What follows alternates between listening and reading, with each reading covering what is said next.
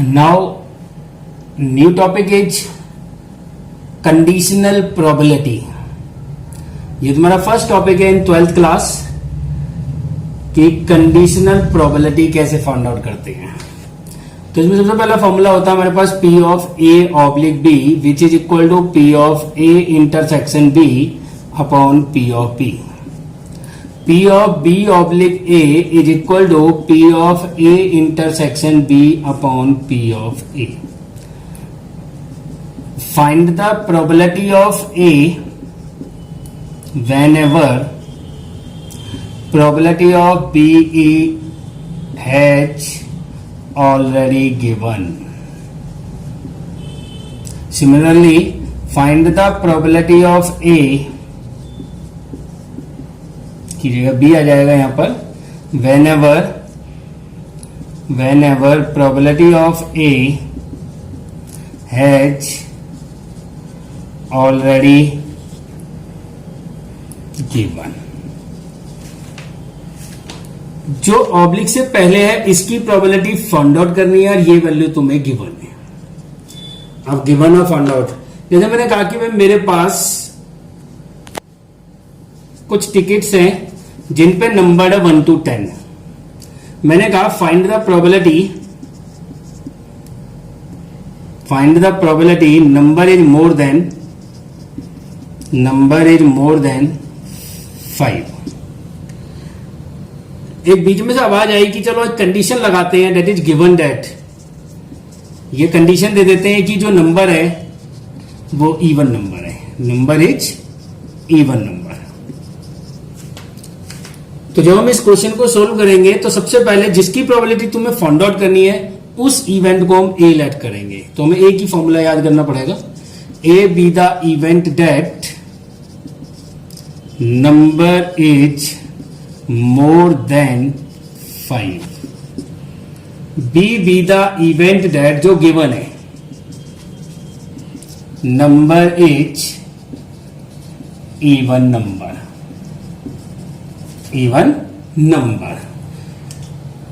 जब मेरे पास total ticket 10 है तो सैंपल स्पेस क्या हो गया जी 1 2 3 अप टू डैश डैश 10. और A be that event that more than 5 तो जैसे 6 7 8 9 10. B be the event that number is even number 2 4 6 8 10.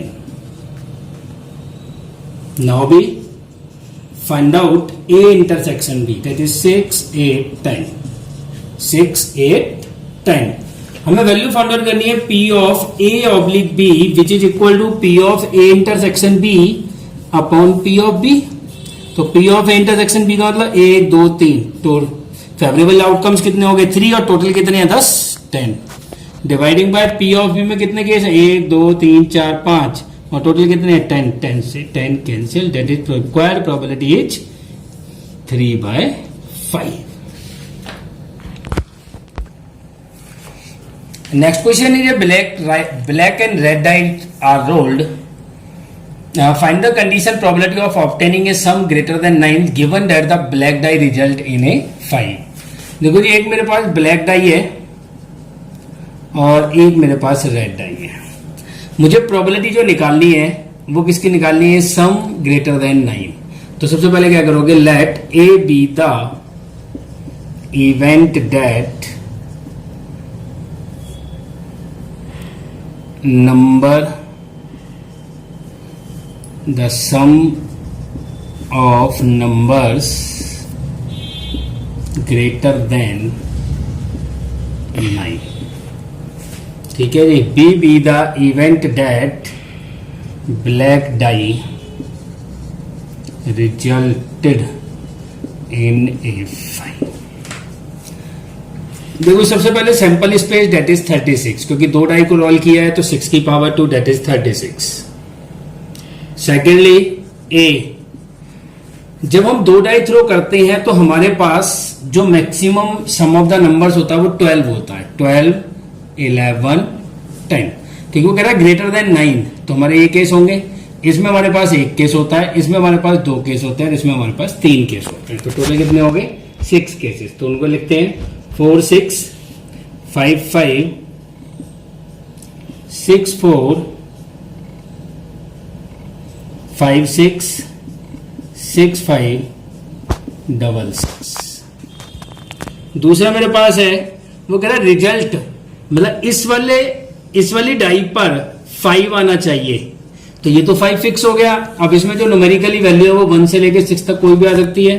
तो जो केसेस बनेंगे वो क्या बनेंगे हमारे पास, 51, 52, 53, 54, 55, 56।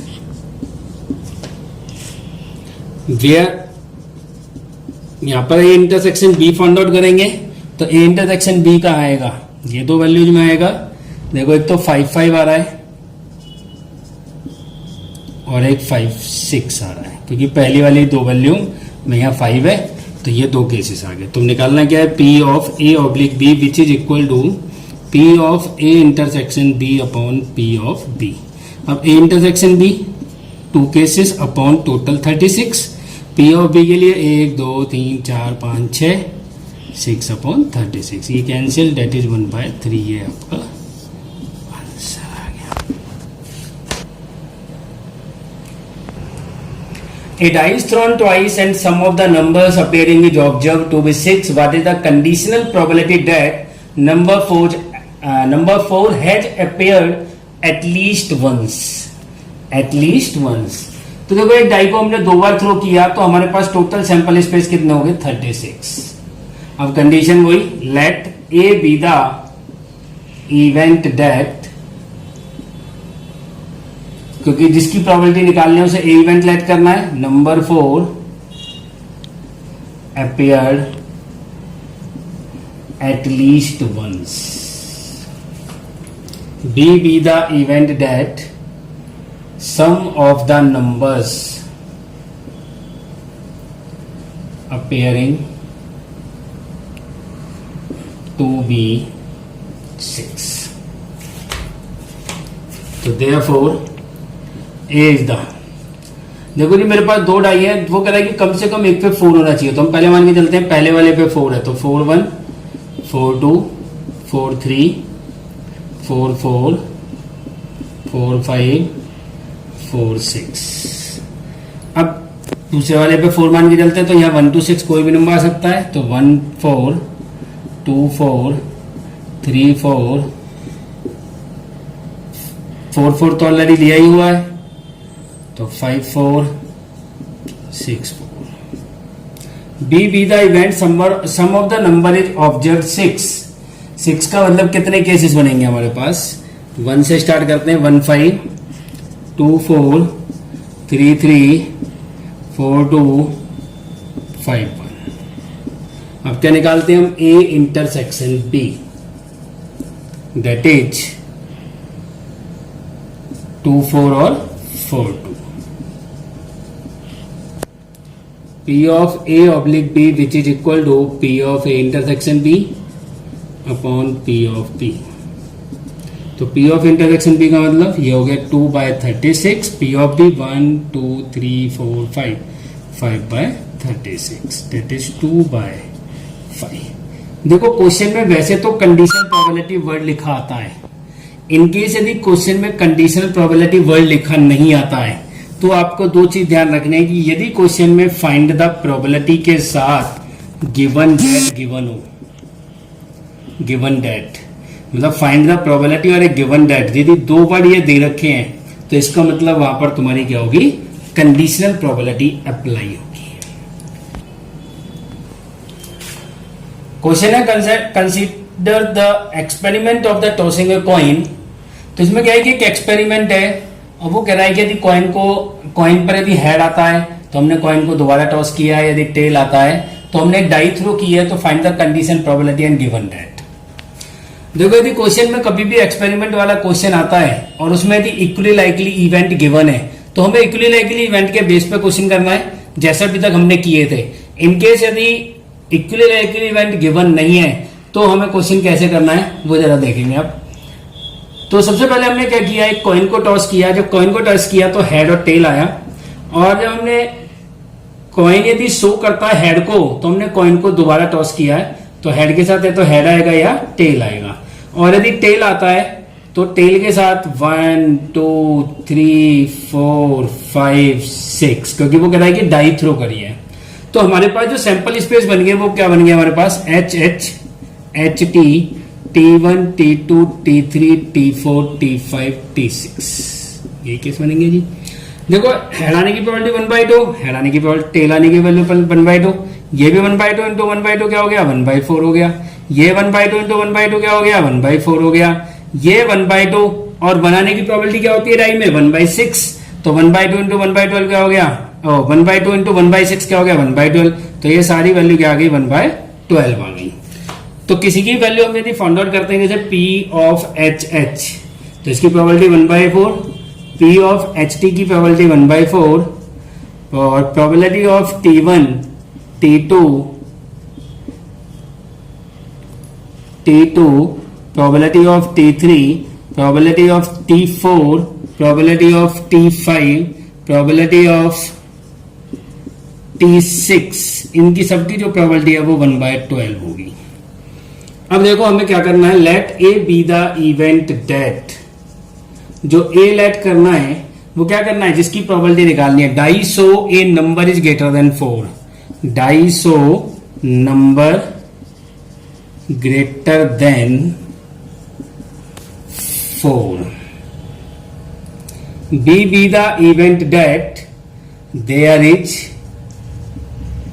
एट लीस्ट वन टेल,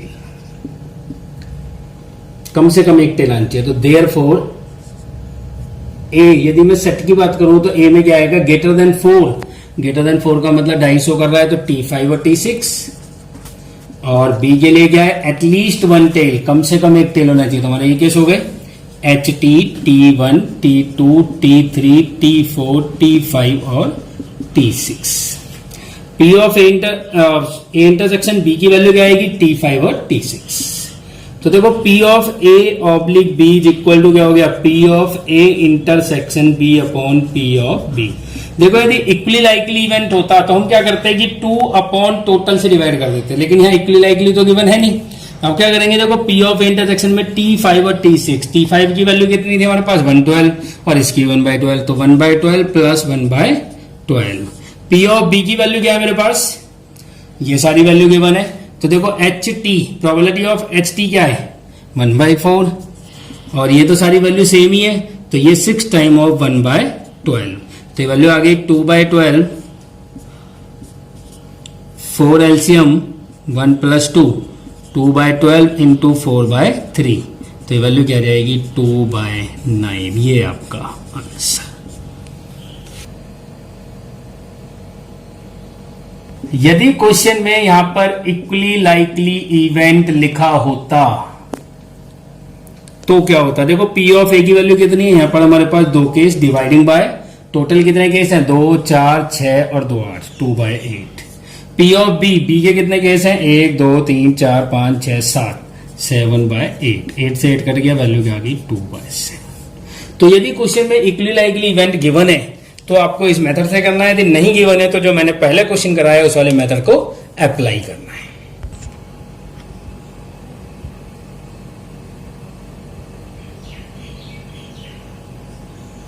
अभी हमने एक फॉर्मूला पढ़ा था P of A oblique B is equal to P of A intersection B upon P of B। यदि मैं इस वैल्यू को शिफ्ट कर देता हूं तो P of A intersection B is equal to P of B into P of A oblique B। इसको मैं P ऑफ A B भी लिख सकता हूं, एक ही बात है। और यदि इवेंट 3 है तो P of A intersection B intersection C is equal to P of A, P of B whenever A given and P of C oblique A B। ये फॉर्मूला जब अप्लाई होगा जब हमारे पास जो इवेंट है वो डिपेंडेंट इवेंट्स होंगे, उसके अंदर हमारे पास विदाउट रिप्लेसमेंट की कंडीशन गिवन होगी। ठीक है, for example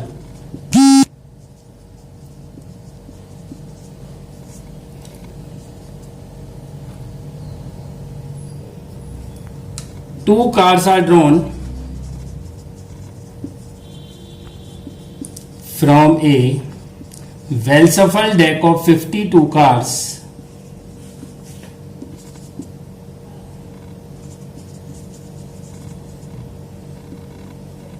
find the probability both cars are king without replacement। मैंने जो 52 कार्स हैं उससे 2 कार ड्रॉ किए, पहले को मान लिया K1 इवेंट और दूसरे को मान लिया K2। तो यदि मैं कहूं कि मेरे को प्रोबेबिलिटी ऑफ K1 की वैल्यू निकालनी है तो फर्स्ट किंग की प्रोबेबिलिटी क्या होगी 4/52। फिर मुझे प्रोबेबिलिटी ऑफ K2 की वैल्यू निकालनी है whenever probability of K1 is given. Probability of K1 is given, तो प्रोबेबिलिटी ऑफ K2 क्या आएगा 3/51। 3/51। तो probability of K1 intersection of K2 which is equal to probability of K1 into probability of K2 oblique K1, that is 4/52 into 3/51। 13 and 17 1/221 ये आपका answer हो गया। Similarly यदि 3 case के लिए आता है तो आप ये फॉर्मूला अप्लाई करोगे और इसी तरीके से वो क्वेश्चन सोल्व। नेक्स्ट क्वेश्चन में यदि हमारे पास 3 cars are drawn from the well shuffled deck of 52 cars है, find the probability 2 cars are king and third is ace without replacement. हमें प्रोबेबिलिटी फाइंड आउट करनी है तो हम कैसे करेंगे, दैट इज एस, इसे मान लिया ए। तो सबसे पहले हम क्या करेंगे, प्रोबेबिलिटी ऑफ K1 मतलब फर्स्ट किंग की प्रोबेबिलिटी निकालेंगे तो 4/52। सेकंड में प्रोबेबिलिटी ऑफ K2 निकालेंगे when ever K1 is given, that is 3/51। Third में निकालेंगे probability of A1, that is probability of K1 K2 given. तो दैट इज देखो एज तो मेरे पास चारों के चारों हैं और टोटल में कितने हो गए 50। तो using the formula P of K1 K2 and A1 which is equal to 4/52 into 3/51 into 4/52, जो रिजल्ट आएगा वो आपका आंसर होगा। अभी हमने जो किया था वो था हमारे पास डिपेंडेंट इवेंट। यदि क्वेश्चन में इंडिपेंडेंट इवेंट आ जाए, इंडिपेंडेंट इवेंट्स, तो देखो A and B are independent events if and only if P of A intersection B is equal to P of A into P of B। यदि question में independent event given है तो वहां पर P of A intersection B की जगह आप अपने आप ये फॉर्मूला अप्लाई कर दोगे। और यदि क्वेश्चन में शो करना है तो हमें ये कंडीशन फॉलो अप करनी पड़ेगी कि यदि दोनों साइड इक्वल आ जाती है तो इसका मतलब इंडिपेंडेंट इवेंट है, अदरवाइज वो डिपेंडेंट इवेंट है। For example, a die is thrown, एक डाई को थ्रो किया, P is the event multiple of 2, Q be the event multiple of 3। M और L ले लेते हैं क्योंकि प्रोबेबिलिटी P और Q लेट करनी पड़ेगी। देखो जी एक डाई को मैंने थ्रो किया तो मेरे पास टोटल सैंपल स्पेस क्या होगा 6। M क्या होगा मेरे पास, यदि वो कह रहा मल्टीपल ऑफ 2 है तो 2 4 6, और N क्या होगा मेरे पास multiple of 3 that is 3 6। M of intersection N क्या होगा 6 होगा ओनली। तो देखो फॉर्मूला है मेरे पास P of A intersection B is equal to P of A into P of B। P of A intersection B की वैल्यू 1 और अपॉन में टोटल 6। P ऑफ A की वैल्यू एक ही जगह मेरे पास यहाँ पे M है तो पहले मैं M और N लिखूंगा यहाँ पर क्योंकि क्वेश्चन में M और N मैंने लेट किया है, ये M और ये वैल्यू मेरे पास N होगी। तो देखो अब मेरे पास M की वैल्यू 3 केसेस है और टोटल कितने हैं 6। N के लिए कितने केस है मेरे पास 2 और total 6, 3 2 6 that is 1/6 is equal to 1/6। तो देखो ये दोनों वैल्यू इक्वल आ गई। यदि ये वैल्यू इक्वल आ जाती है तो which is implies that M and N are independent events. और यदि ये इक्वल नहीं आती, इनकेस यदि ये इक्वल नहीं आती है तो जो इवेंट्स होंगे वो क्या होंगे डिपेंडेंट इवेंट होंगे।